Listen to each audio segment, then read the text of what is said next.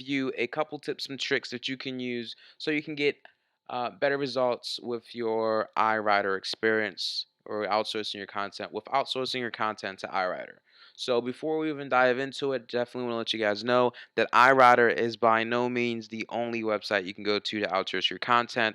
But for the sake of this video, we're going to focus predominantly and only on iWriter. All right. So no further ado, let's go ahead and hop into it. So one of the things that I learned that you have to definitely get good at is being able to provide instructions.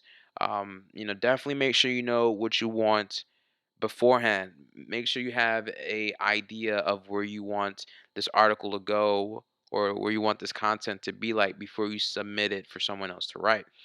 And let me show you guys an example of what one of my instruction lists looks like, and I picked it up from Microsite Profits. So here's an example of what I would send out to someone who would be writing my article.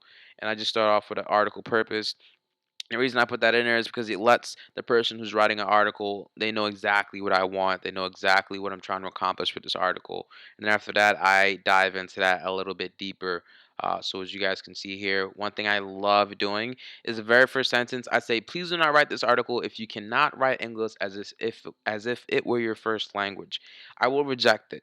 So right up front, you have already set the bar of what type of what level quality writing you want. So if English isn't this person's first language, then let them know right off the bat. I will reject you. Like I will not pay you, and I will not accept the content you create for me. And this is you understanding that this is the rules that I've laid out. You either accept it and you're good at English and you write it, or you don't write it.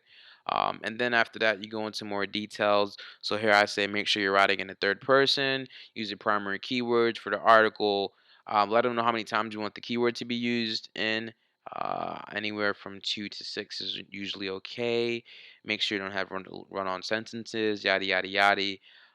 And then most of the times, what the way that outsourcing content works is you kind of always give them a keyword, and then you tell them what to do around that. But one thing I do, and I recommend you do too, is give them a keyword and then go a step further from that, and then give them the article title, and then go even another step further from that, and then still reiterate the purpose of the article that they're going to be writing for that specific keyword. So there's no holes for them to miss. And this is good for two reasons. One reason is that it fills the holes, because if you miss a hole, what's going to happen is that the writer who's going to be writing content for you, they're going to fill that hole themselves. And if they fill that hole themselves and it's not the way you want it to be filled, well, then that's just time you're going to have to take out your day and have to go fix it. And then two, it's a very good way to weave out people who don't pay attention. So if I've had times where I would specifically create a title for an article, and then a content writer will come back with me, and the article title is not what I have put in instructions. So that means the person half-assed the job. And I don't want that type of writer, because I know for a fact if I continue reading, there's going to be grammatical errors, there's going to be periods missing, yada, yada, yada, because of that simple attention to detail which wasn't there. So that's another reason I put that in there. So yeah, you don't have to be as detailed as I am. You don't have to write a page and send it to someone every time you want an article, but it definitely helps and it definitely cuts down your frustration. Another thing to do is make sure that you review the articles before you approve them. A lot of people just build this habit of hitting accept. That's definitely going to be a waste of money.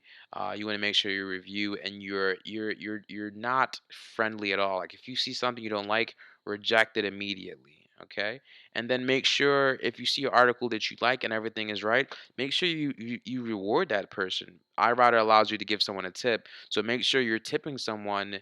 If they're a decent writer, then definitely by all means tip them. I've definitely gone into iWriter only paying $5 for an article, but because they did such good content, I may have tipped them $1 or maybe $2, depending on how good the content was.